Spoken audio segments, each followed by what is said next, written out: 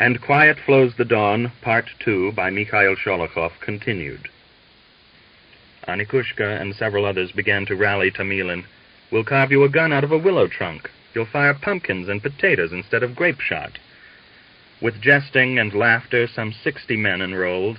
The last was Kristonia. He went up to the table and said deliberately, "Write my name down. Only I warn you that I shan't fight." "Then why put yourself down?" the officer asked irritatedly. "I'll look on, officer. I want to have a look." "Put him down." The officer shrugged his shoulders. The meeting was not ended until nearly noonday. It was decided to dispatch the detachment the very next day to the support of the Migulinsk villagers. Next morning, out of the 60 volunteers, only some 40 turned up on the square. Pyotr, elegantly dressed in a greatcoat and high leg boots, reviewed the Cossacks. Many of them had shoulder straps with the numbers of their old regiments on them. Their saddles were loaded with saddlebags containing victuals, linen, and cartridges brought back from the front.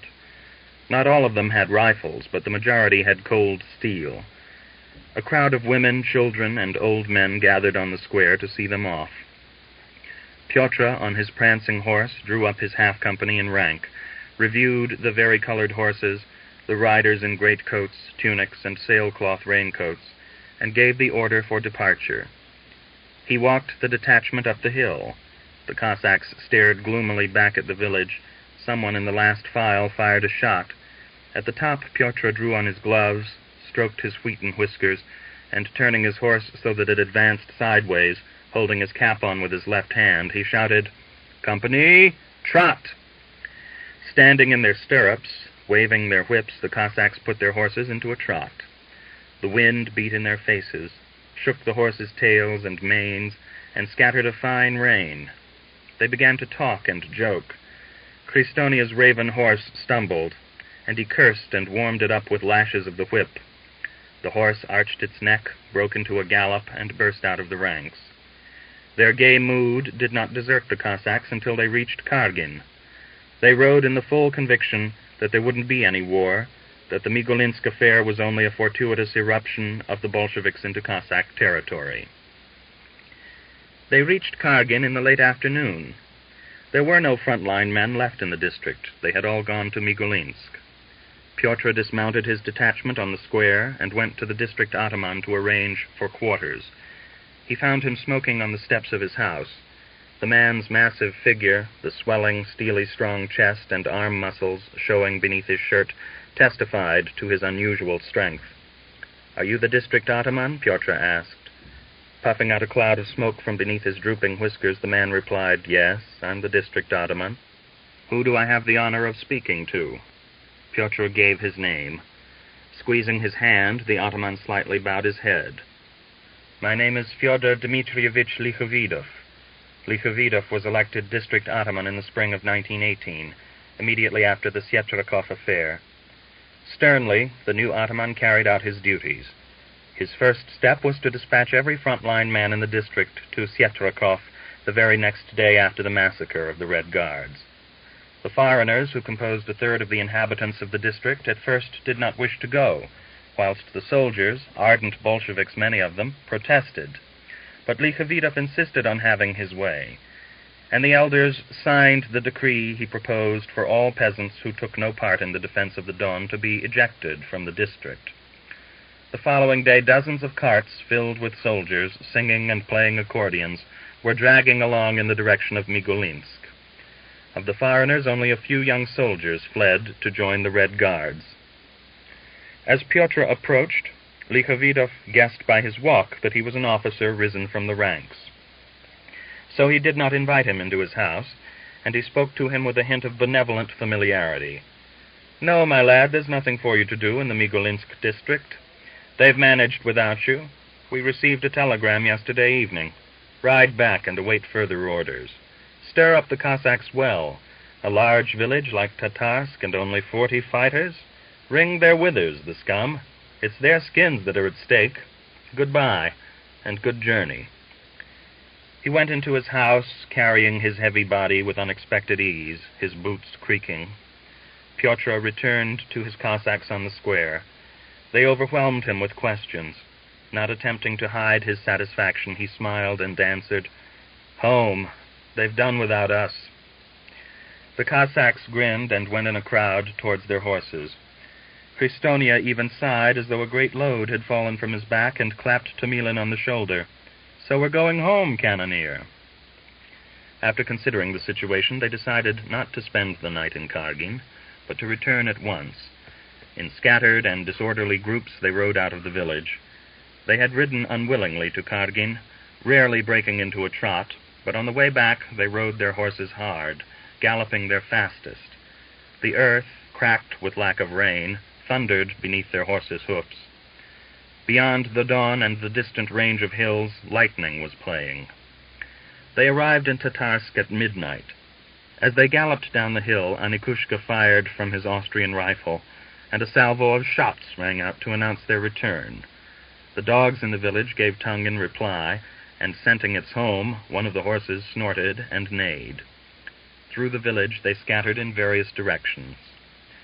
As he said goodbye to Pyotr, Martin Shamil croaked with relief.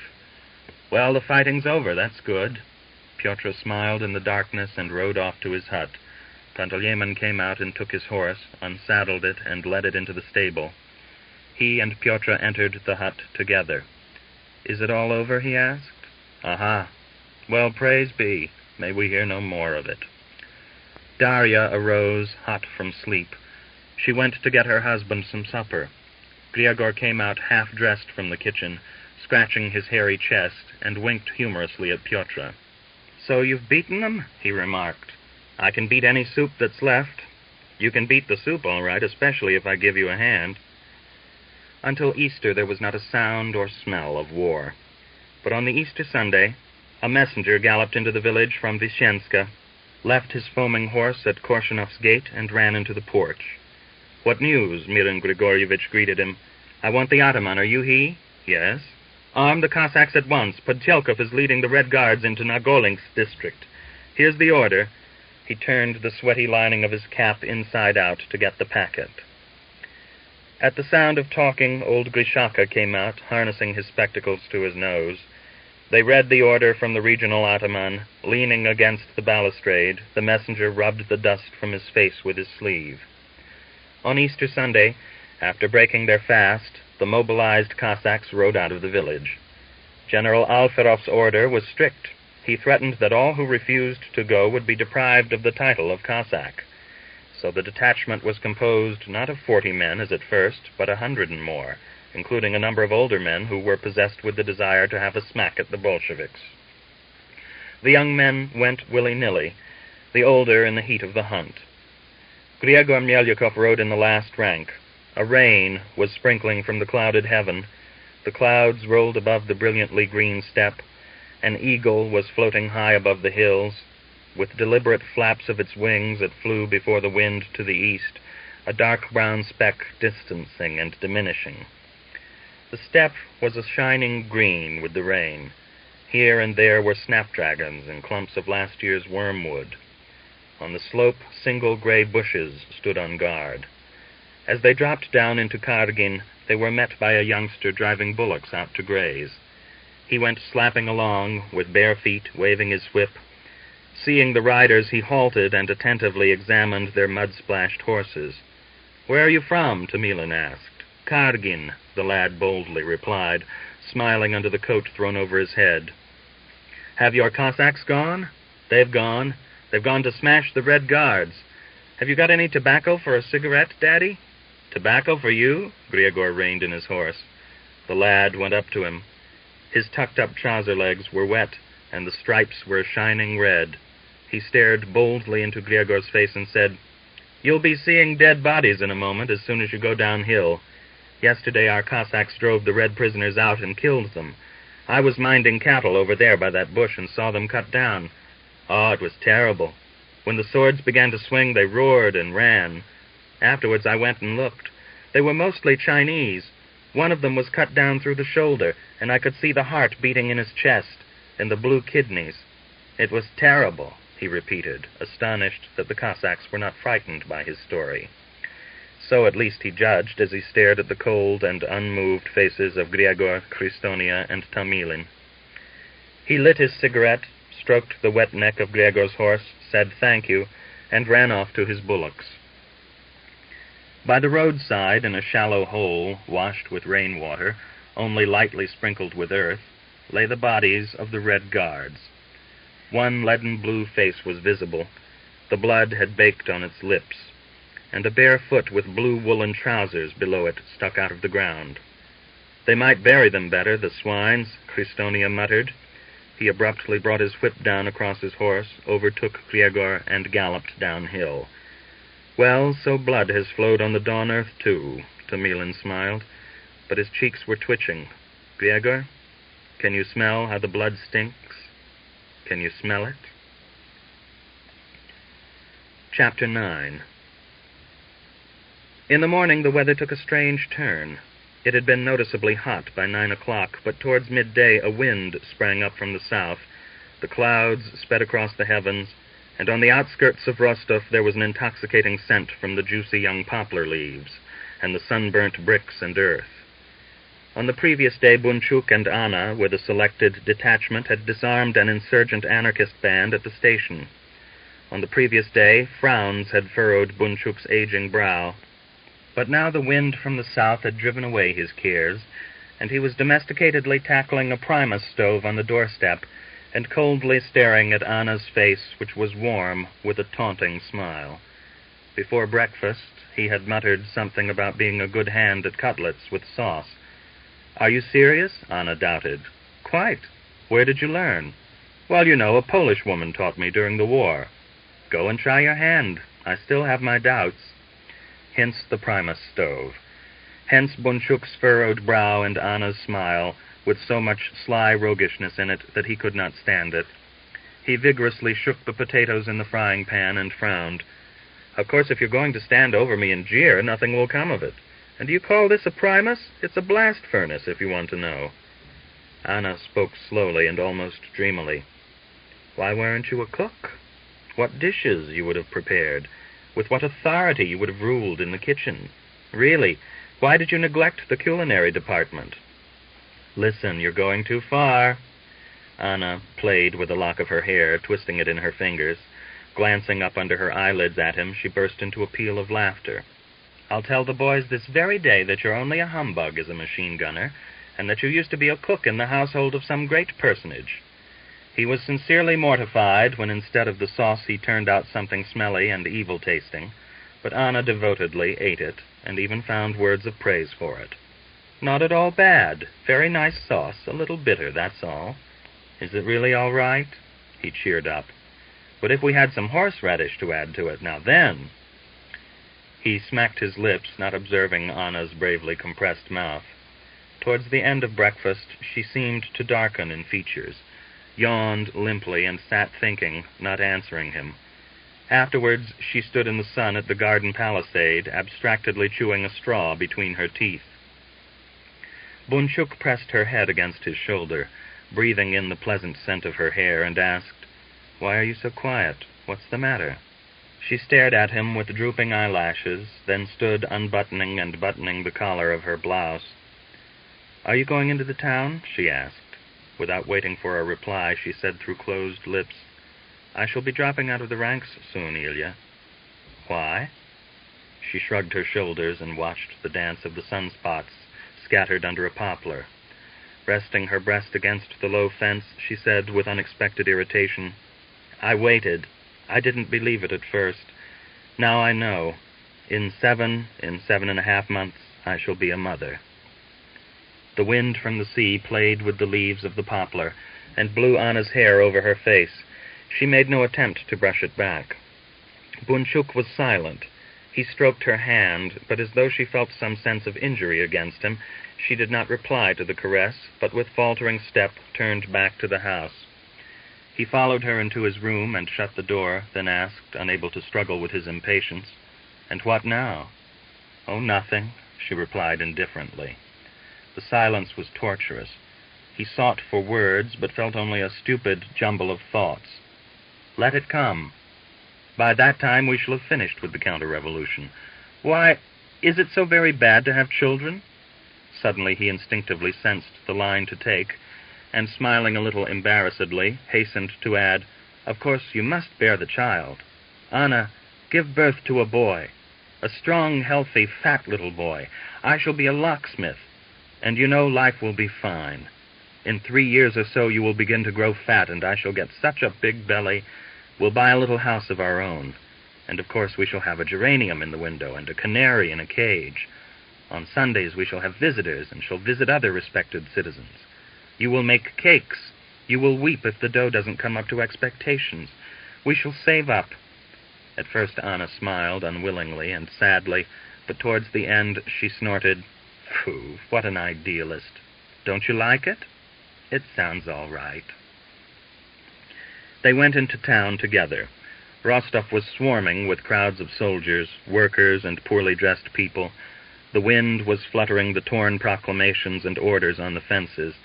The unswept streets smelt of horse dung and hot stones. The changes in the aspect of the town struck Anna in the eyes. "See, Ilya, how simple the town looks? You won't see a bowler hat anywhere, or a troika. Everything is the color of stone. A town is like a chameleon. If the whites were to come, how it would change its color," he smiled. They walked silently along, and as silently separated. Towards evening, when Podtyelkov interrupted a session of the Don Executive Committee in order to collect a detachment and lead it against an approaching band of Novocherkask Cossacks, they met again and marched in the same column. "Turn back," Bunchuk pleaded with her, touching her hand. But she obstinately pressed her lips together. They marched on beyond the last houses of the suburb and opened fire on the slowly advancing Cossacks. Podtyelkov strode up and down the chain of Red Guards, encouraging them. "Don't stint the ammunition, brothers. There's enough and to spare." Bunchuk licked the bitter sweat from his lips, hurriedly dug a shallow hole with his trenching tool, and helped to set up the machine gun. The gunner loaded a cartridge belt into the gun. Bunchuk's gunner was Maxim Gryaznov, the Cossack from Tatarsk village. He had lost his horse in a struggle against Kutyepov's volunteer detachment, and since then had taken to heavy drinking and card-playing. When his horse was killed under him, he had unfastened the saddle and carried it 3 miles or so. Then, seeing that at this rate he would not escape alive from the volunteers, he had torn off the valuable metal pommel, had taken the snaffles also, and had voluntarily abandoned the fight. He had turned up in Rostov, quickly gambled away the silver-hilted sword he had borrowed from a captain cut down in battle, lost also the horse's equipment he had carried away with him, and even his trousers and kid boots. He was almost naked when he joined Bunchuk's command. He might have pulled himself together then, but in this very first battle a bullet struck him in the face. His blue eye fell onto his breast, and from the back of his head, shattered like matchwood, the blood spurted. It was evident that the Tatarsk Cossack Gryaznov, former horse-stealer and recent drunkard, had departed this life. Bunchuk glanced at his body writhing in the throes of death, and carefully wiped the blood off the barrel of the machine gun. Almost immediately afterward it became necessary to retreat. Bunchuk dragged back the machine gun, leaving Maxim to grow cold as he lay on the hot earth, exposing to the sun his swarthy body with the shirt pulled over his head. A platoon of Red Guards made a stand at the first crossroads of the suburb.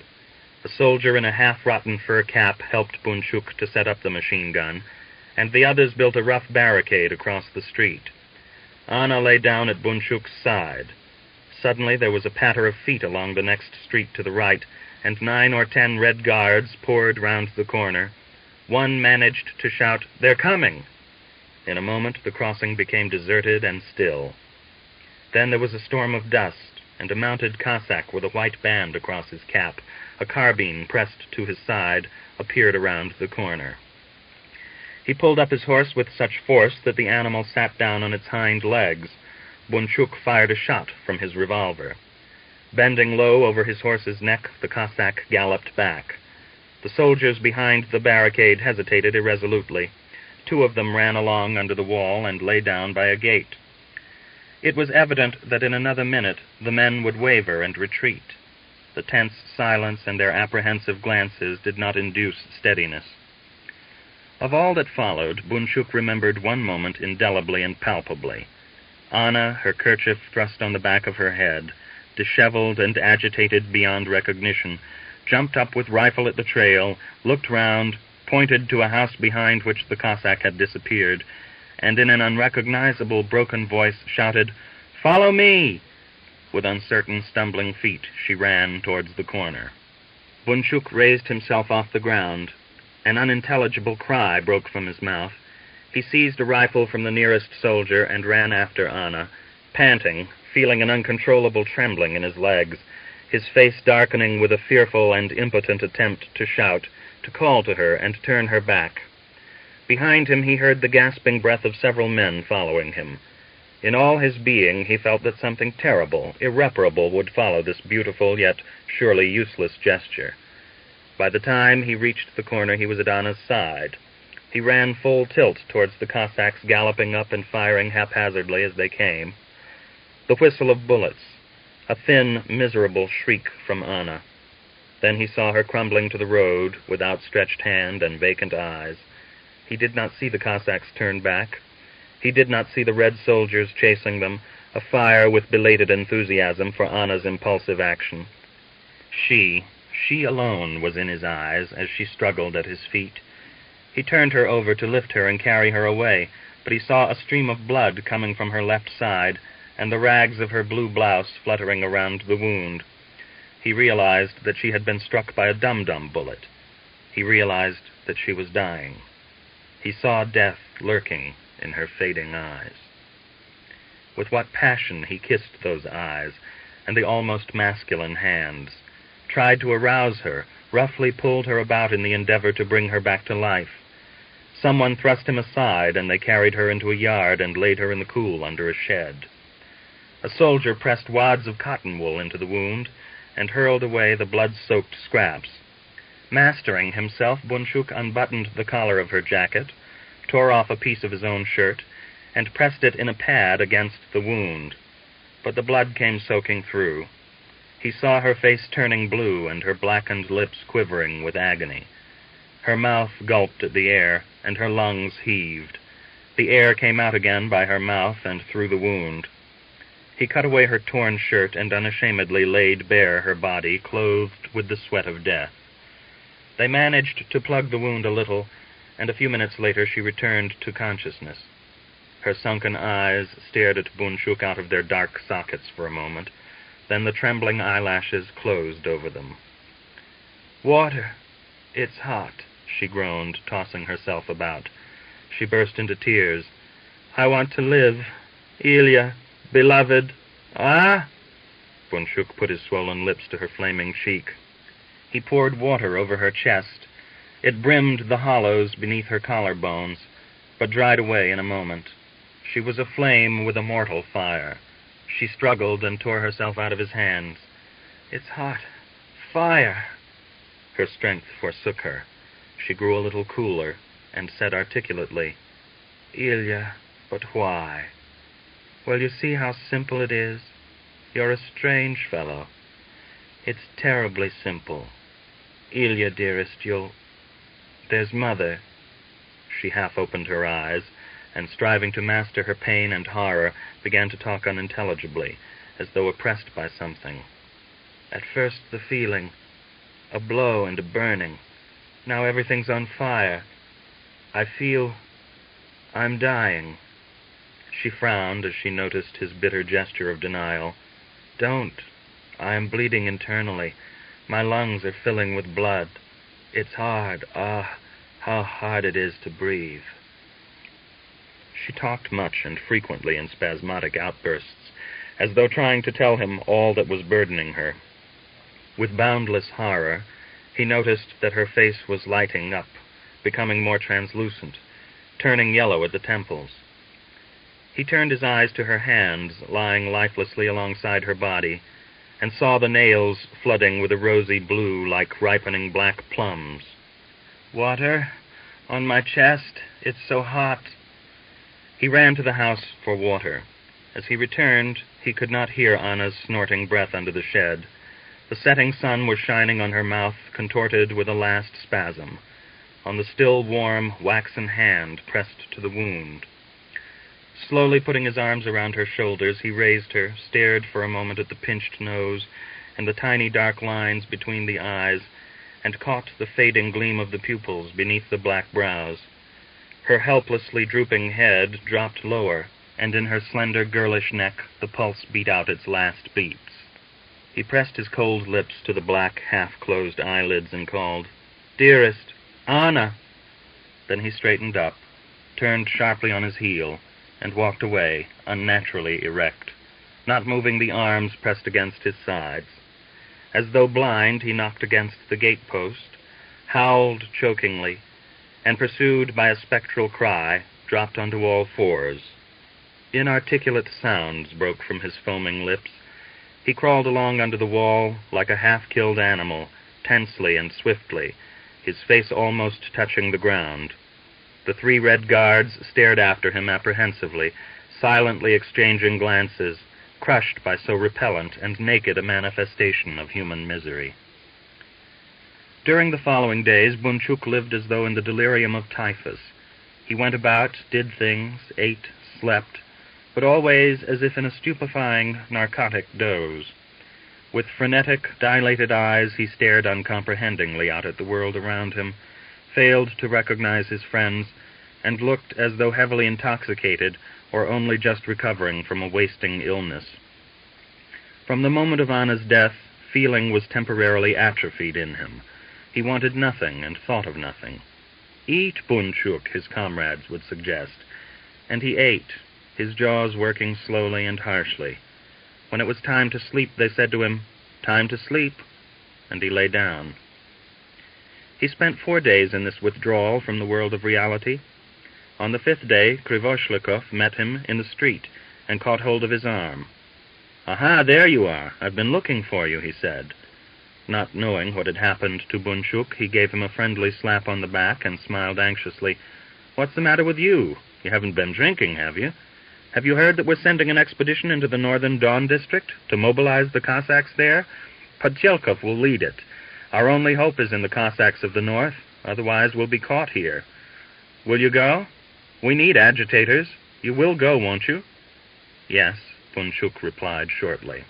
"Well, that's fine. We're leaving tomorrow." In the same state of complete mental prostration, Bunchuk prepared for departure, and rode off with the expedition the next day. At this time, the situation in the southern Don was extremely menacing for the Don Soviet government. The German army of occupation was marching eastward from the Ukraine. The districts of the lower Don were seething with counter-revolutionary revolts. Popov was lurking in the steppes beyond the Don, and threatening to attack Novocherkask at any moment. The Provincial Congress of Soviets held at the beginning of May was more than once interrupted in order to repel the revolting Cossacks threatening Rostov. Only in the north were the fires of the revolution still burning, and towards those fires Podchelkov and the others were involuntarily drawn as they lost hope of support in the lower Don. On Lagutin's initiative, Podchelkov, recently elected chairman of the Don Council of People's Commissars, decided to go northward to mobilize 3 or 4 regiments of front-line men and to throw them against the Germans in the counter-revolution in the lower districts. An extraordinary mobilization commission of 5, with Podchelkov at its head, was appointed. 10 million rubles in gold and Tsarist money were withdrawn from the exchequer for the needs of mobilization. A detachment, consisting mainly of Cossacks from the Kamyanska district, was hastily scraped together to act as guard, and on May 14th the expedition set out northward. The railroads were crowded with Red Guards retreating from the Ukraine. The insurgent Cossacks were breaking down the bridges and organizing train-wrecking activities. Every morning, squadrons of German aeroplanes flew along the railway from Novocherkask to Kamyanska, swooped low like bands of vultures, and opened machine-gun fire on the Red Guard detachments. Everywhere were the signs of boundless destruction. Burnt out and shattered wagons, broken wires festooned around the telegraph poles, ruined houses, and snow fences swept away as though by a hurricane. For 5 days, the expedition traveled slowly along the railway line in the direction of Milyarova. On the 6th day, Podchelkov called a meeting of the Mobilization Commission in his wagon. "We can't go on like this. I think we ought to leave the wagons and march the rest of the way, he proposed. What are you suggesting? Lagutin exclaimed. While we're struggling along by forced marches, the whites will sweep right across us. It's too far, Mrichin doubted. Krivoshlikov sat silent, wrapped in his greatcoat and yellow with malaria and quinine. He took no part in the discussion, but sat huddled like a sack of sugar. Krivoshlikov, you've got a tongue. What do you think? Podtyelkov dryly asked him. What's the question? Aren't you listening? We must march on foot, otherwise we'll be overtaken. What do you think? You're more educated than the rest of us. We can march, Krivoshlikov deliberately pronounced. Good, Podtyelkov said. He unfolded a map, and Mrichin held it up by two corners. We'll take this road. He ran his cigarette-stained fingers over the map. It might be 150 miles, is that right? That's about it, Lagutin agreed. Krivoshlikov provokingly shrugged his shoulders. I make no objection, he said. I'll tell the Cossacks to detrain at once. There's no point in losing time. Mrichin looked around expectantly, and meeting with no opposition, jumped down from the wagon. Bunchuk was lying in his wagon with his head covered by his greatcoat. He was living over and over again the incidents of the past, feeling the same pain. Before his filmy eyes, the snow-covered steppe lay like a great silver ruble, fringed with the brown spines of forests on the horizon. He thought he could feel the cold wind, and that Anna was standing at his side. He could see her black eyes, the strong yet tender lines of her mouth, the tiny freckles above her nose, the thoughtful furrow of her brow. He could not catch the words that came from her lips. They were inarticulate and interrupted by strange voices and laughter. But by the gleam of her eyes and the flutter of the eyelashes, he guessed what she was saying. But then he saw a different Anna, her face a bluish yellow, the traces of tears on her cheeks, her nose pinched and her lips tortuously writhing. He bent to kiss the dark hollows of her eyes. He groaned and clutched his throat to suppress his sobs. Anna did not leave him for a moment. Her features did not fade or darken with the passing of time. Her face, figure, walk, gestures, the sweep of her brows, all united to compose her living and whole. He recalled her words, her sentimentally romantic speeches, all he had lived through with her. And through the vitality of his recreation of her, his torment was intensified tenfold. He made no attempt to analyze his present state of mind, but unreasoningly, bestially gave himself over to his grief. Thus fettered, he was perishing like an oak eaten from the root by worms. When the order came to detrain, they aroused him. He arose, indifferently pulled himself together, and went out. He helped to unload the baggage. With the same indifference, he clambered onto a cart and rode off. A freezing rain was falling. The low-growing grass along the roadside was wet. The open steppe, the wind freely wandering over the slopes and hollows. Behind them, the smoke of locomotives, the red blocks of the station buildings. The 40 carts hired from the nearest village dragged along the road. The horses moved slowly. Soaked with rain, the clayey black earth hindered their movement. The mud clung to the wheels and dropped off in black, woolly clods.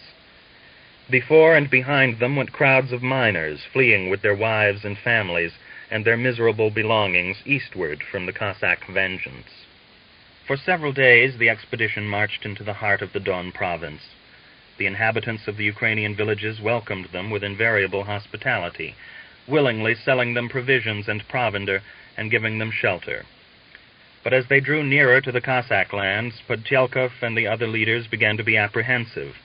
They noticed a change in the attitude of the people, who began to manifest open ill will and alarm, selling their food reluctantly and avoiding questions. Reduced to desperation by their chilly reception, one of the Cossacks of the expedition struck his sword against the ground on the square of one village and roared, "Are you men or devils? What are you standing silent for, damn you? We're pouring out our blood for your rights, and you won't come near us. There is equality now, comrades. There aren't any more Cossacks and Holes, and nobody will lay hands on you. Bring us eggs and chickens at once, and we'll pay for everything in Tsarist rubles." 6 Ukrainians stood listening to him, their heads drooping gloomily like horses harnessed to plows. Not one of them responded to his burning speech. "You needn't howl," was all they said as they dispersed in various directions. In the same village, a Ukrainian woman questioned one of the Cossacks. "Is it true that you will steal everything and cut up everybody?" Without quivering an eyelash, the Cossack replied, "Yes, it's true. Maybe not everybody, but we'll cut up all the old men." "Oh, my God! And what do you want to cut them up for?" "We'll eat them with gruel. Mutton isn't a good flavor. It isn't sweet enough yet. So we put the daddies into our pots and make a fine stew of them." "But aren't you joking, maybe?" "He's lying, woman," Rikin intervened and turned on the jester. "You learn how to joke and who to joke with. What are you spreading those stories for? They'll go and tell everybody that we cut up the old men." Consumed with anxiety, Podchelkov shortened the length of the halts and the nightly rest, and hurried the expedition onward. The day before their arrival in the Upper Don district, he had a long talk with Lagutin. "There's no point in our going too far, Ivan," he said. "We'll begin the mobilization as soon as possible. We'll proclaim an enrollment, offer good wages, and gather men as we go along. By the time we get to Mikhailovskoye, we shall have a division at our command. You think we shall get them, don't you?"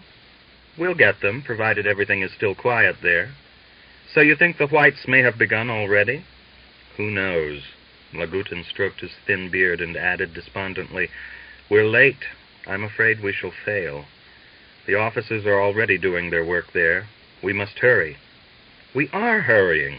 And don't you be afraid. You mustn't be afraid," Podchelkov replied, his eyes gleaming harshly.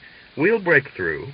Within 2 weeks we shall be sweeping the Germans and the whites out of the Don." Puffing hard at his cigarette, he gave expression to his own secret thoughts. "If we're too late, we're lost, and the Soviet rule in the Don with us. We mustn't be too late. If the officers have organized a rising before we get there, then that's the end." Towards evening of the following day, they set foot on Cossack territory. As they approached the first village, Podchelkov, who was riding with Lagutin and Krivoshlokov on one of the foremost carts, saw a herd of cattle in the steppe. "We'll go and question the herdsman," he proposed to Lagutin. They jumped down from the cart and strode towards the herd. Podchelkov greeted the herdsman. "Good health, old man." "Praise be," the man replied. "Well, and what's the news in your parts?" "There's nothing to tell. But who may you be?" "We're soldiers going home." "That Podchelkov isn't with you, is he?" "Yes." The herdsman was obviously alarmed by the answer, and he turned pale. "What's the matter, old man?" Podchelkov inquired. "Why, they say you're going to kill off all the Orthodox." "Nonsense. Who is telling such stories?" "The ataman said so at a meeting 2 days ago." "So you've got ataman again?" Lagutin asked, glancing at Podchelkov. "We elected an ataman some days ago. The Soviet has been closed down." Podchelkov strode back to the cart and shouted to the driver, "Whip up your horses." He sat huddled on the cart, urging the Cossack driver continually to greater speed. Rain began to fall. The sky was overcast. Only to the east an ultramarine, sunlit scrap of sky peered through the clouds. As they were descending a slope into a little settlement, they saw people running, and several carts racing along out of the farther side. "They're running away. They're afraid of us," Lagutin said distractedly, eyeing the others. The carts of the expedition rattled down into the settlement. The wind was eddying along the broad, deserted street. In one of the yards, an old Ukrainian woman was throwing pillows into a cart, while her husband, barefoot and hatless, was holding the horses' bridles. Here they learnt that the man they had sent on ahead to arrange for quarters had been taken prisoner by a Cossack patrol and carried off. Evidently the Cossacks were not far away. The leaders of the expedition held a brief consultation to consider whether to turn back. At first, Podchelkov insisted on continuing their advance, but after a time even he began to waver. His arguments were roughly interrupted by one of the Cossack agitators. "You've taken leave of your senses. Where do you want to lead us to? To the counter-revolutionaries? We're going back. We've got no desire to die. What's that? See there?" He pointed to the slope above the village. They all turned and gazed up the hill. On the crest, the figures of 3 riders were clearly silhouetted against the sky. "That's one of their patrols," Lagutin exclaimed. "And there, look!" More groups of horsemen appeared, vanished beyond the hill, and reappeared. Podchelkov gave the order to turn back. They rode to the first Ukrainian village only to find its inhabitants, evidently forewarned by the Cossacks, preparing to hide and flee. Dusk began to fall. The fine, chilly rain wet them through to the skin. The men walked alongside the carts, holding their rifles at the ready. The road wound down into a valley, ran through it, and climbed the rise beyond. On the hilltops, the Cossack patrols were appearing and disappearing continually, accompanying the expedition and increasing the already nervous tension of the retreating Reds. Close to one of the streams crossing the valley, Podchelkov jumped from his cart and curtly called to the men, "Be ready!" The spring flood water showed blue in the stream. It ran into a pond formed by a dam. The dam was overgrown with bushes, and beneath it the pond was densely covered with sedges. Podchelkov was expecting an ambush at this spot, but the advance patrol could not discover anybody. "You needn't expect them here," Sholokhov whispered to him. "They won't attack now. They'll wait for night." The clouds gathered heavily in the west. Night fell. Far away towards the dawn, lightning was flickering, and the orange sheet lightning quivered like the wings of a half-dead bird. The sunset gleamed pallidly beneath the heavy pall of cloud. The steppe was brimming with silence and dampness. Mournful glimmers of the ebbing daylight lurked in the folds of the valley. There was an autumnal quality in that May evening. Even the grasses exuded an inexpressible odor of decay. Podchelkov sniffed in the mingled aroma of the saturated grasses as he walked along. Occasionally he halted and stooped to clean the mud from his boots, straightening up again heavily and wearily bearing onward his massive body. They arrived at the next village after nightfall. The Cossacks of the expedition abandoned their carts and wandered from hut to hut in search of quarters. Podchelkov gave orders for pickets to be posted, but they had difficulty in getting men for the duty. 3 flatly refused to go.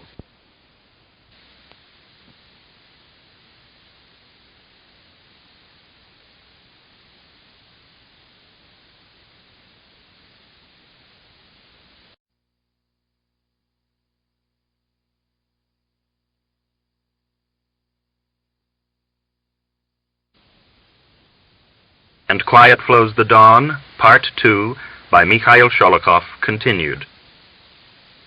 3 flatly refused to go. "Hold a comrade's court-martial on them at once. Shoot them for refusing to obey orders," Krivoshlykov fumed. But Podchelkov made a bitter gesture. "They've been demoralized by the journey. They won't defend themselves. We're done for, Misha." Somehow Lagutin managed to collect several Cossacks and posted sentries outside the village. Podchelkov made a round of the huts and spoke to the Cossacks upon whom he could most rely. "Don't sleep, lads, otherwise they'll get us," he told them. All through the night he sat at a table, his head on his hands, breathing heavily and hoarsely like a wounded animal. Just before dawn he was overcome with sleep and dropped his head to the table, but almost immediately he was aroused to prepare for the further retreat. Day was breaking. He went out into the yard. The mistress of the hut met him in the porch. "There are horsemen riding on the hill," she informed him unconcernedly. He ran into the yard and gazed. On the hill, beyond the pall of mist hanging over the village and the willows of the leas, large forces of Cossacks were visible. They were riding at a fast trot, encircling the village and closing in an iron ring. The Cossacks from the other huts began to stream into the yard where Podchelkov was standing. One of them came up to him and called him aside. "Comrade Podchelkov, delegates arrived from them just now." He waved his hand towards the hill. "They told us to tell you that we are to lay down our arms and surrender at once. Otherwise they'll attack." "You son of a swine! What are you daring to tell me?" Podchelkov seized the man by his greatcoat collar, threw him aside, and ran to the cart. He clutched his rifle by the barrel and turned and shouted to the Cossacks in a hoarse, rough voice, "Surrender? What talk can we have with the counter-revolution? We shall fight them! Follow me! To arms!"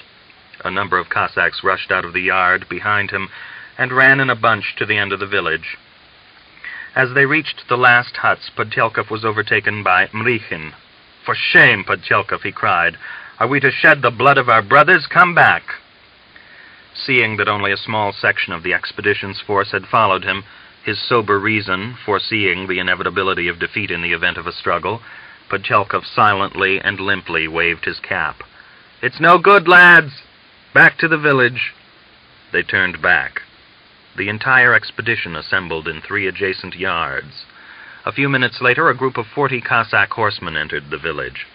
The main forces of the enemy remained in their positions on the surrounding hills. Podtyelkov went to the end of the village to discuss the terms of the surrender. As he walked along the road, he was overtaken by Bunchuk, who ran after him and stopped him. "Are we surrendering?" Bunchuk asked. "Force will break a straw. What else are we to do?" "Do you want to die?" Bunchuk shuddered from head to foot. "Tell them we won't surrender," he cried in a dull, toneless voice. "You're no longer our leader. Who have you discussed the question with? By whose permission are you going to betray us?" He turned on his heel and strode back, waving his revolver. On his return to the yards, he tried to persuade the Cossacks to attempt to break through and fight their way to the railway. But the majority were openly in favor of surrender. Some turned away, and others angrily declared, "You go and fight. We're not going to shoot our own brothers. We'll trust ourselves to them without our arms. Today's Easter Sunday, and you want us to shed blood?" Bunchuk turned and went to his cart, threw his greatcoat underneath it, and lay down, gripping his revolver butt tightly in his hand. At first he thought of trying to escape, but he could not reconcile himself to secret flight and desertion, and he waited for Podtyelkov's return. Podtyelkov came back some 3 hours later, bringing a great crowd of Cossacks with him into the village. He strode along firmly with head high. At his side was the commander of the White Cossack forces, Spiridonov, who happened to be a former artillery comrade of his. Behind him rode a Cossack, pressing the staff of a white flag to his chest. The streets and the yards where the carts of the expedition were gathered were dammed up with the Cossack newcomers. A roar of voices at once arose. Many of them were former comrades in arms of the Podtyelkov Cossacks. And as they recognized one another, joyous exclamations and laughter broke out. "Hallo, is that you, Prokhor? What wind has brought you here?" "We came very near to fighting you," Prokhor replied. "And do you remember how we chased the Austrians under Lvov?" "Why, there's cousin Danilo. Christ has risen, cousin." "Truly he has risen," Danilo replied to the Easter greeting. There was the loud smack of kissing. Then the 2 Cossacks stood stroking their whiskers and staring at each other, smiling and clapping each other on the back. "We haven't broken our fast yet," one of the Red Cossacks remarked. "But you're Bolsheviks. What have you got to break your fast for?" Bolsheviks we may be, but we believe in God all the same." "Oh, you're lying." "It's God's truth." "And do you wear a cross?" "Of course, here it is." The Red Guard unbuttoned the collar of his tunic and pulled out a copper cross from his shirt. The old men, who had come out with pitchforks and axes to hunt the rebel Podtyelkov, looked at one another in amazement. "Why, they told us you had given up the Christian faith," one of them declared. "We heard you were pillaging the churches and killing the priests." "That's all lies," the broad-faced Red Guard assured them confidently. "They've been telling you lies. Why, before I came away from Rostov, I went to church and took the sacrament." A buzz of animated talk went on in the street and yards, and after half an hour several Cossacks strode down the street, jostling aside the solid mass of men. "Those belonging to Podtyelkov's detachment, get ready to fall in," they shouted. Behind them came Lieutenant Spiridonov. He removed his officer's cap and called, "All those belonging to Podtyelkov's detachment, step to the left towards the fences. The others to the right. Brothers, front-line men, together with your leaders, we have decided that you must surrender all your weapons, for the people are afraid of you while you are armed. Put your rifles and the rest of your arms on your carts. We shall guard them jointly. We are going to send you to Krasnokutsk, and there you will receive your arms back again. A deep growl of discontent arose among the Red Guard Cossacks, and one of them shouted, "We won't give up our arms!" The Cossacks under Spiridonov's command moved over to the right, leaving the Red Guards in a disorderly and spiritless mob in the middle of the street. Sholokhov looked around him venomously, whilst Lagutin writhed his lips. Bunchuk, who was firmly resolved not to surrender his weapons, strode swiftly across to Podchelkov, carrying his rifle at the trail. "We mustn't give up our arms, do you hear?" he muttered. "It's too late now," Podchelkov whispered back. He was the first to unfasten his revolver holster. As he gave it up, he said huskily, "My sword and rifle are in the cart." The Red Guards languidly handed over their arms, some of them attempting to hide their revolvers in the fences and yards. Led by Bunchuk, a number refused to give up their rifles, and the weapons were taken from them by force. One machine gunner tried to escape from the village, taking the gun trigger with him. In the general confusion, several others hid themselves. Spiridonov at once set guards over Podchelkov and the rest, searched them, and attempted to call a roll. But the prisoners answered reluctantly and called out, "What are you checking the list for? We're all here. Drive us to Krasnokutsk. Put an end to this game." The money chest was sealed up and sent off under a strong guard. Then Spiridonov assembled the prisoners, and at once changing the tone of his voice and the expression on his face, gave the command, "In double file, by the left, quick, march, silence in the ranks." A roar of voices rolled along the ranks of the Red Guards. They marched away unwillingly, quickly broke their ranks, and walked along in a disorderly crowd. When Podchelkov had called on his men to surrender their weapons, undoubtedly he still hoped for a favorable issue to the affair. But as soon as the prisoners were driven out of the village, the Cossacks escorting them began to press on the outside men with their horses. Bunchuk was striding along on the left, and an old Cossack with a flaming red beard and an earring black with age in his ear needlessly struck him with his whip. The end lashed Bunchuk's cheek. He turned and clenched his fist, but a second, still stronger lash forced him to push his way into the crowd of prisoners. He did so involuntarily, driven by the elemental instinct for self-preservation. And for the first time since Anna's death, a wry smile twisted his lips as he realized with astonishment how strong and vital in man is the desire to live. The Cossack escort began to beat up the prisoners. The old men, infuriated at the sight of their helpless enemies, rode their horses at them, and leaning out of their saddles, struck at them with their whips and the flat of their swords. Involuntarily, the prisoners struggled to get into the middle, jostling one another and crying out. Shaking his arms above his head, a tall Red Guard shouted, "If you're out to kill us off at once, damn you! What are you torturing us for?" After a while, the old men grew less truculent. In reply to a prisoner's question, one of the escort muttered, "Our orders are to drive you to Ponomaryov. Don't be afraid, brothers. No worse will happen to you." When they arrived at the village of Ponomaryov, Spiridonov stood at the door of a little shop, and as the prisoners passed inside, one by one, he asked, "Your surname? Christian name? Where were you born?" It came to Bunchuk's turn. "Your surname?" Spiridonov asked, his pencil set expectantly to the paper.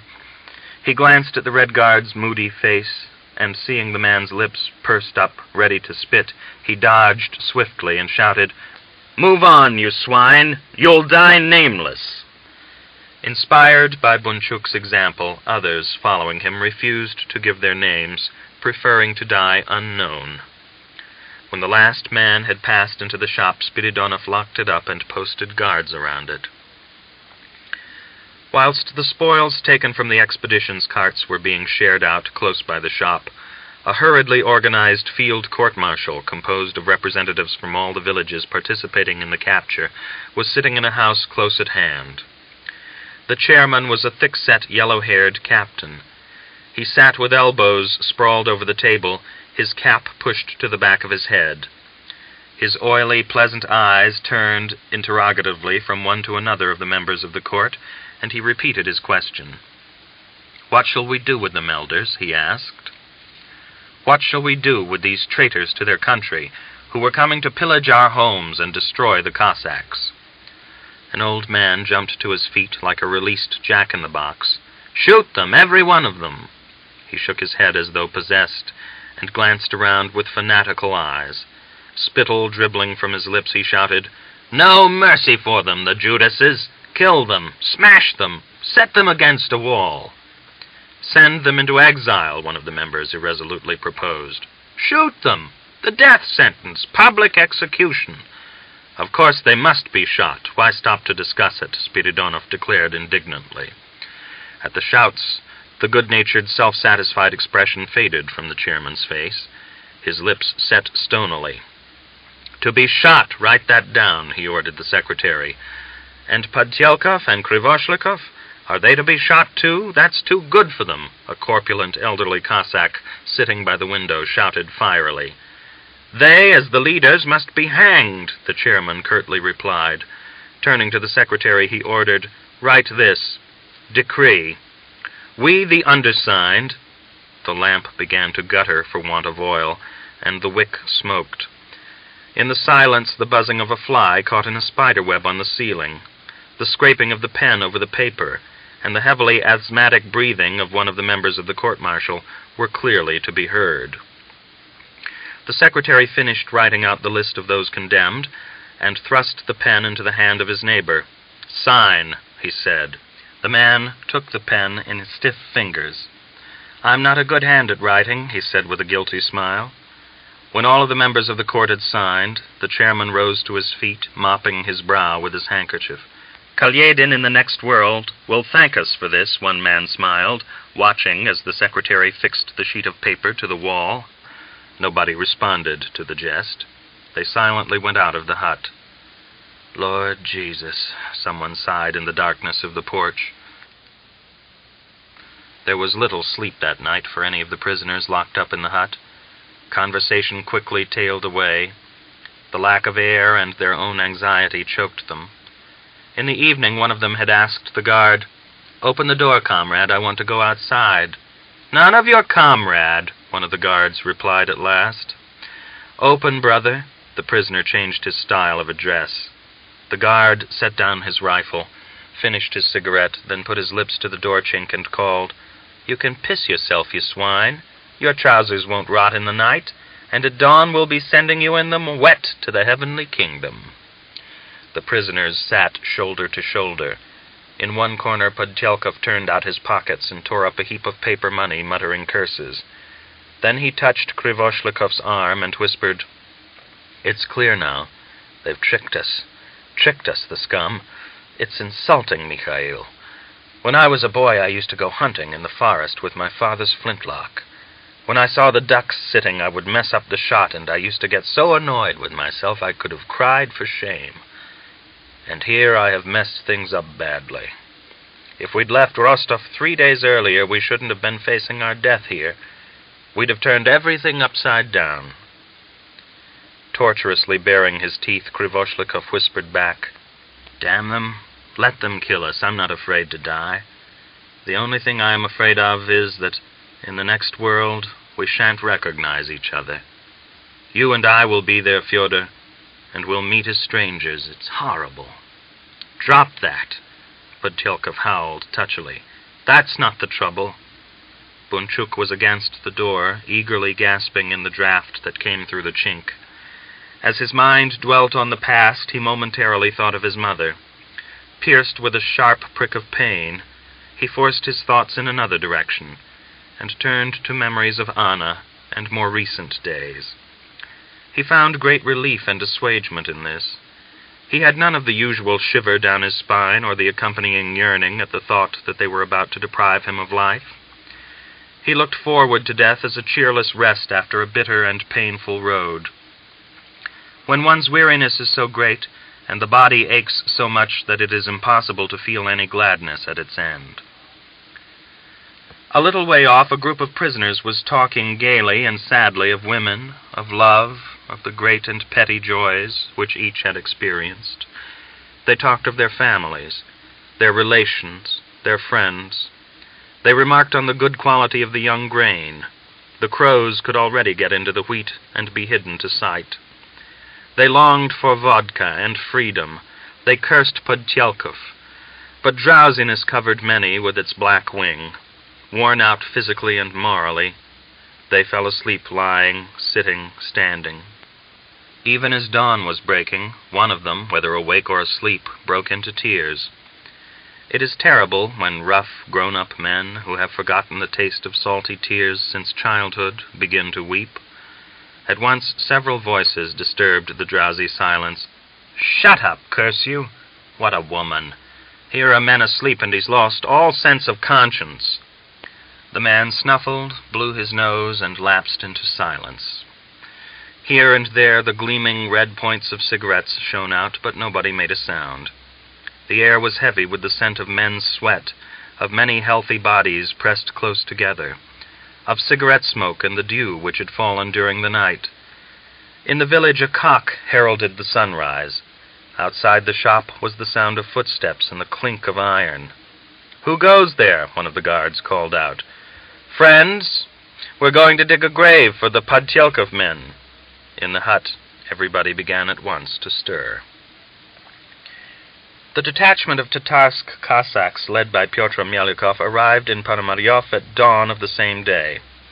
They found the village alive with the clatter of Cossack boots, with horses being led to drink. Crowds were pouring towards the far end of the village. Pyotr halted his men in the center of the village and gave the order to dismount. Several Cossacks came up to them. "Where are you from?" one of them asked. "Tatarsk." "You're a bit too late. We've caught Podchelkov without your help. They're shut up over there like chickens in a coop." He laughed and waved his hands toward the shop. Kristonia, Griegor, and several others went closer to the man. "Where are they going to send them?" Kristonia inquired. "To join the dead." "What? You're lying." Griegor seized the man by his greatcoat. "Speak a little more civil, Your Excellency," the man sharply retorted, pulling his coat away. "Look there. They've already built the gallows for them." He pointed to 2 ropes hanging from a crossbeam running between 2 stunted willows. Clouds overcast the sky. A fine rain was falling. A dense mass of Cossacks and women was gathered outside the village. Informed that the execution would take place at 6 o'clock, the inhabitants of Ponomaryov went along willingly, as though to a rare and merry spectacle. The women were dressed in holiday clothes. Many of them had their children with them.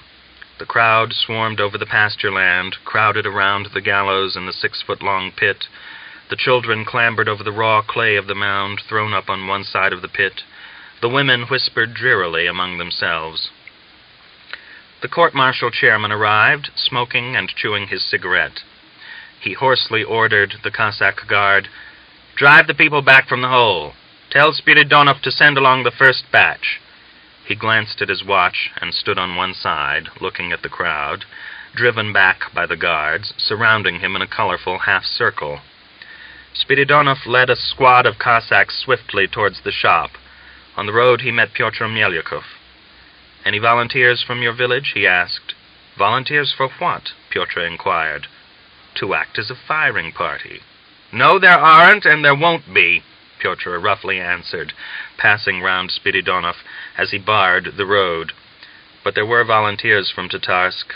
Mitka Korshinov, stroking the hair falling below the peak of his cap, went awkwardly up to Pyotr and said, screwing up his green eyes, "I'll volunteer. What did you say no for? I'll be one. Give me some cartridges. I've only got 1 round."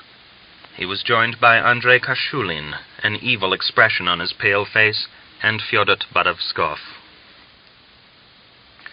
A roar and muffled howl went up from the closely packed crowd when the first party of 10 condemned prisoners, surrounded by a Cossack escort, set out from the shop.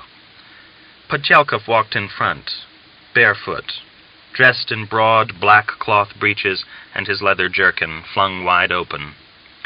He set his great feet confidently in the mud, and when he slipped, flung out his left arm to keep his balance. At his side, Krivoshlykov, deathly pale, could hardly drag himself along. His eyes gleamed feverishly. His mouth twitched with suffering.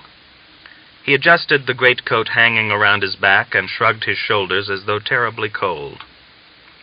For some reason, these 2 were left their clothes, but the others had been stripped down to their underlinen. Lagutin walked at the side of Bunchuk. Both of them were barefoot and wearing little more than their shirts. Lagutin's ragged drawers revealed his hairy shanks, and he sheepishly drew them around him. Bunchuk stared over the heads of the guards at the gray shroud of clouds in the distance. His cold, sober eyes twinkled expectantly and tensely. His broad palm stroked his chest beneath the open collar of his shirt. One would have thought he was looking forward to something unattainable, yet pleasant to think upon. Some of the others maintained expressions of stolid indifference. One man scornfully waved his hand and spat at the feet of the Cossack guards. But 2 or 3 had such a dumb yearning in their eyes, such boundless terror in their distorted faces, that even the guards turned their eyes away as they met their gaze. They strode along swiftly. Podtyelkov gave his arm to the stumbling Krivoshlikov. They drew near to the white kerchiefs and red and blue caps of the crowd. As he stared at them, Podtyelkov cursed aloud. Catching Lagutin's eyes fixed on him, he abruptly asked, "What's the matter? You've gone gray during these last few days." "Isn't it enough to make you?" Podtyelkov breathed heavily, wiped the sweat from his narrow brow, and repeated, "Isn't it enough to make you? Even a wolf goes gray in a cage, and I'm a man." Not another word did they say. The crowd surged forward in a solid mass. To the right stretched the long dark scar of the grave. Spiridonov commanded, "Halt!" Podtyelkov immediately took a step forward, and wearily ran his eyes over the foremost ranks of the people. Most of them were gray-haired. The front-line men were somewhere at the back, pricked with conscience. Podtyelkov's drooping mustaches stirred but the slightest, as he said ponderously yet distinctly, "Elders, allow me and Krivoshlikov to watch how our comrades will face their deaths. Hang us afterwards, but now we should like to see our friends and comrades, and to strengthen those who are weak of spirit." The crowd was so quiet that the rain pattered audibly on their caps. Behind him the captain smiled, baring his tobacco-stained teeth, but made no objection. The elders raggedly shouted their consent. Krivoshlikov and Podtyelkov stepped through the crowd, which divided and opened a narrow lane before them. A little way off from the pit they halted, hemmed in on all sides, watched by hundreds of eyes. They gazed as the Cossacks drew up the Red Guards in a line with their backs to the pit. Podtyelkov could see perfectly, but Krivoshlikov had to stretch his lean neck and rise on his toes. They recognized Bunchuk on the extreme left, standing with huddled shoulders, breathing heavily, not raising his eyes from the ground. At his side stood Lagutin, still fumbling with his drawers.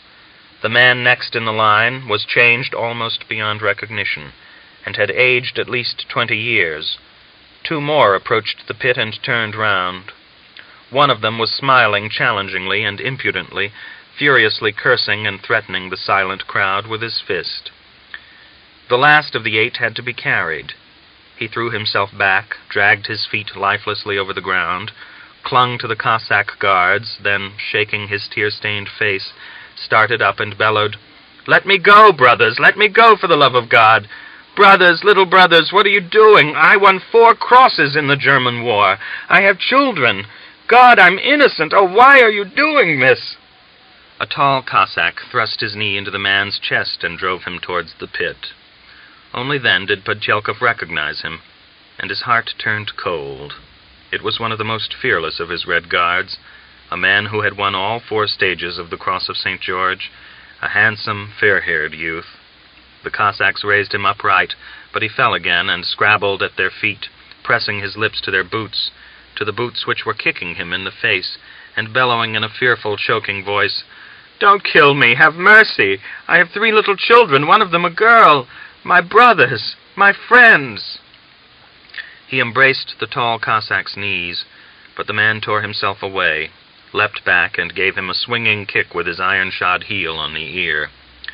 Blood poured from the other ear and ran down his white collar. "Stand him up!" Spiridonov shouted furiously.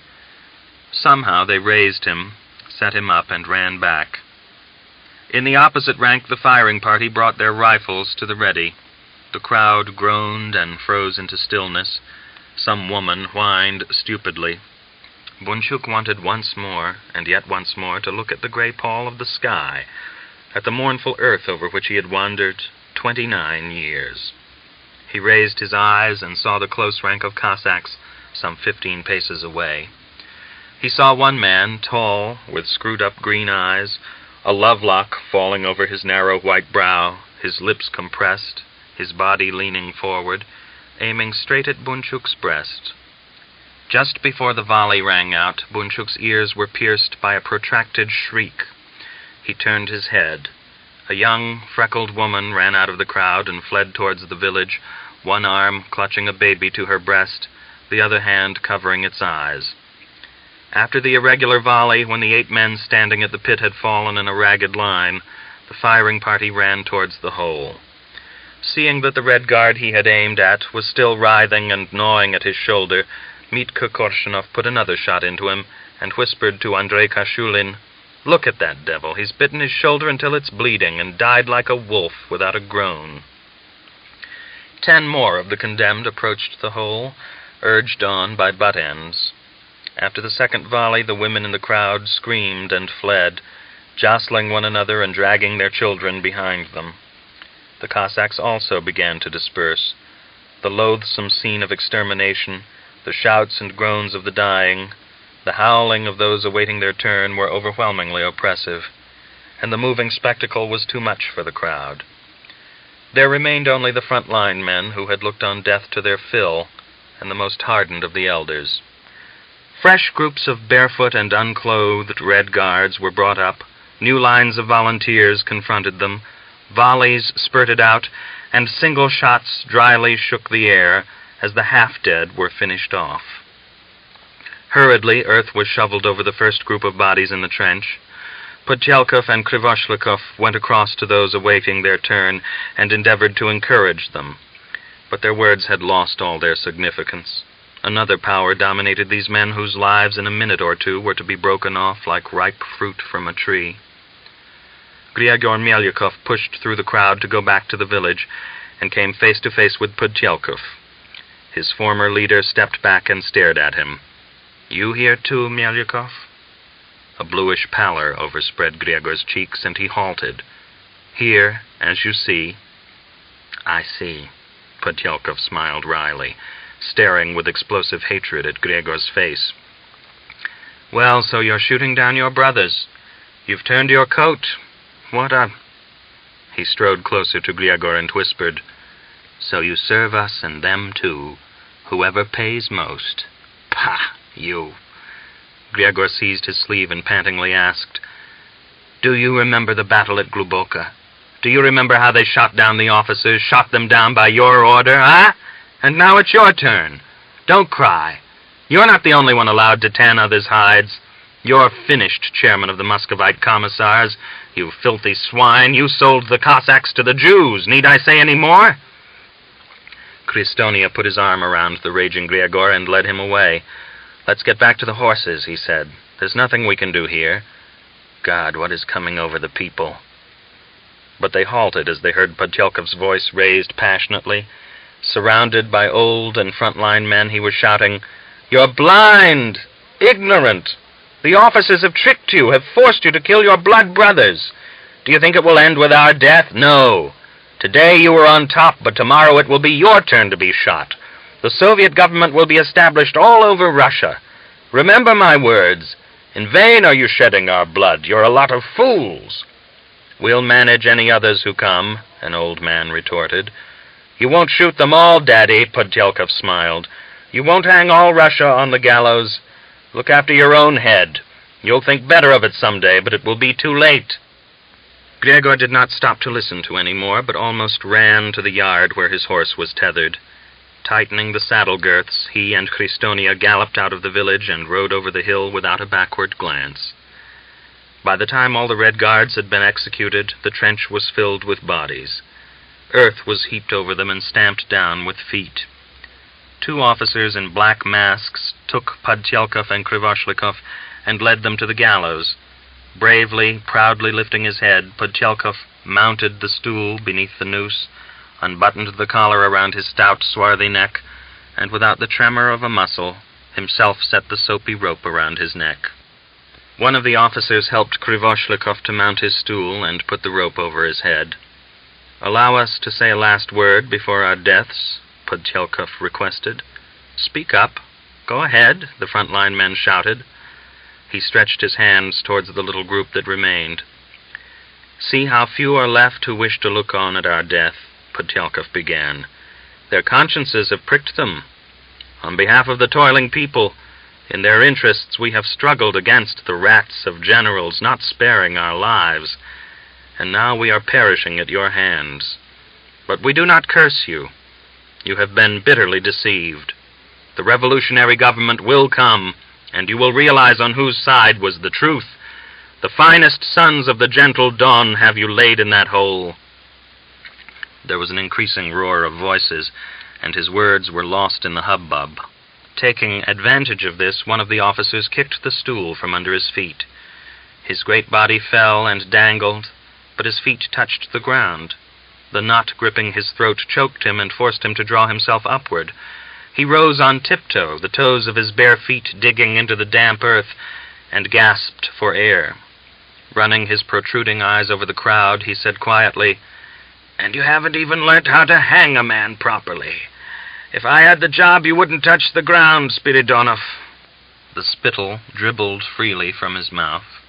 The masked officers and the nearest men raised the helpless, heavy body with difficulty onto the stool. Sholokhov was not allowed to finish his speech. The stool flew from under his feet and crashed against an abandoned shovel. The lean, muscular body swung to and fro for a long time, contracting into a huddled mass until the knees touched his chin, then stretching again with a convulsive shudder. He was still struggling, his black, protruding tongue was still writhing, when the stool was kicked a second time from under Podtyelkov. Again the body fell heavily, the seam of the leather jerkin burst on the shoulder, but again the ends of the toes reached the ground. The crowd of Cossacks groaned. Some of them crossed themselves and hurried away. So great were the dismay and confusion that for a minute all stood as though rooted to the spot, staring fearfully at Podtyelkov's stone-stiff body. But he was speechless. The knot gripped his throat too tightly. He only rolled his eyes, from which streams of tears were falling, and writhed his mouth. Striving to lighten his suffering, his entire body stretched terribly and tortuously upward. Someone at last bethought himself of a solution, and began with a shovel to dig away the earth beneath him. With each swing, the body hung more stiffly, the neck lengthened, and the head fell back onto his shoulders. The rope could hardly bear his great weight. It swung gently, creaking at the crossbeam. Yielding to its rhythmic movement, Podtyelkov swung also, turning in all directions as though showing his murderers his livid, blackening face and his chest, flooded with burning streams of spittle and tears. Chapter 10. Misha Koshevoy and Valyat left Kargin the second night after they had fled from Tatarsk. A mist enveloped the steppe, gathering in the ravines and crawling over the spurs of the hills. The quails were calling in the young grass, but in the crepe of the sky the moon was floating like the fully opened blossom of a water lily in a lake overgrown with reeds and sedges. They kept on until dawn. The Milky Way began to fade in the sky. A dew arose. They drew near to a village, but a couple of miles from the village they were overtaken by 6 Cossack horsemen. Misha and Valyat would have turned off the road, but the grass was short, the moon was shining. The Cossacks caught them and drove them back towards Kargin. They went some 300 yards without speaking. Then a shot rang out. Valyat stumbled over his feet and went sideways like a horse afraid of its own shadow. He did not fall, but awkwardly crumpled to the ground with his face against the gray wormwood. For 5 minutes Misha walked on, no feeling in his body, but a ringing in his ears. Then he asked, "Why don't you shoot, you swines? Why pile on the agony?" Get on, hold your tongue," one of the Cossacks said kindly enough.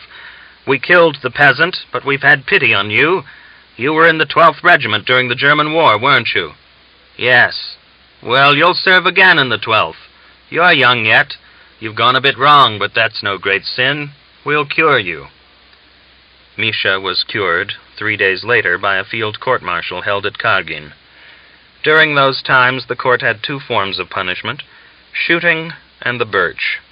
Those sentenced to be shot were driven out into the steppe at night, but those for whom there was hope of correction were birched publicly on the square. On the Sunday morning, the people began to assemble, filling all the square and climbing onto benches, sheds, roofs of houses, and shops. The first to be punished was the son of a priest. The man was an ardent Bolshevik, and they would have shot him, but his father was a good priest, respected by all, and they decided to give his son a score of strokes. They pulled down his trousers, laid him bare over a bench, tied his hands together underneath it. A Cossack sat on his legs, and 2 others with bunches of willow switches stood at his side. They laid on. When they had finished, the man rose, shook himself, pulled up his trousers, and bowed in all 4 directions. He was very glad to have escaped being shot, so he bowed and expressed his gratitude. "Thank you, elders." "May it do you good," someone answered. And such a roar of laughter broke over the square that even the prisoners, sitting a little way off under a shed, also smiled. In accordance with the sentence, they gave Misha 20 strokes, good and hot. But still hotter was his burning shame. All the district, old and young, had assembled to watch. Misha pulled up his trousers, and all but weeping, said to the Cossack who had birched him, "It isn't right." "What isn't?" "It was my head that thought of it, and my arse has had to pay for it. I'm shamed for the rest of my life." "Don't worry, shame isn't smoke. It won't eat out your eyes." The Cossack consoled him, and in the desire to cheer his victim, he added, "You're strong, my boy. 2 of the strokes I gave you were real good ones. I wanted to see whether you would cry out, but I couldn't make you. Now, the other day, they were birching a man, and he couldn't hold himself. He must have had weak bowels." The next day, Misha was marched off to the front. Valyat was not buried until 2 days later.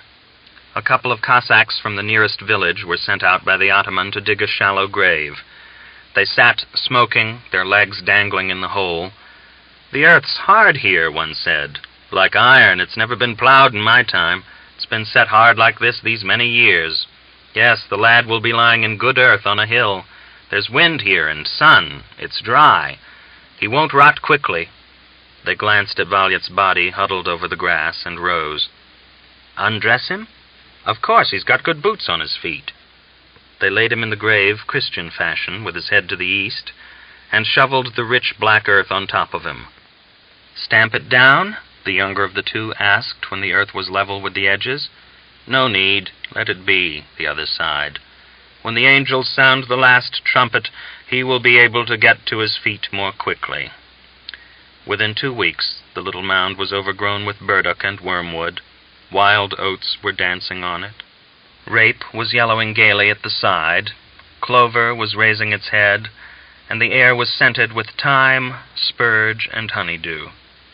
Soon afterward, some old man drove out from the village, dug a little hole at the head of the grave, and set up a shrine on a freshly cut oaken pole. In the shadow beneath the triangular coping appeared the sorrowful features of the Mother of God, and on the base below her was painted an inscription in Old Slavonic, "In the years of trouble and pother, brothers, judge not your brother." The old man drove off, leaving the shrine in the steppe to depress the passers-by, to arouse a dumb yearning in their hearts with its everlastingly despondent look. Later on, in June, 2 bustards fought around the shrine. They beat out a little bare patch in the blue wormwood, crushing the green flood of ripening spear-grass, fighting for the female, for the right to life, for love and fertility. And again, after a little while, under the mound, right by the shrine, in the shaggy shelter of the old wormwood, a female bustard laid 9 speckled, smoky blue eggs, and sat on them, warming them with her body, protecting them with her glossy wings. This concludes the reading of And Quiet Flows the Dawn by Mikhail Sholokhov. Your reader has been Wolfram Kandinsky.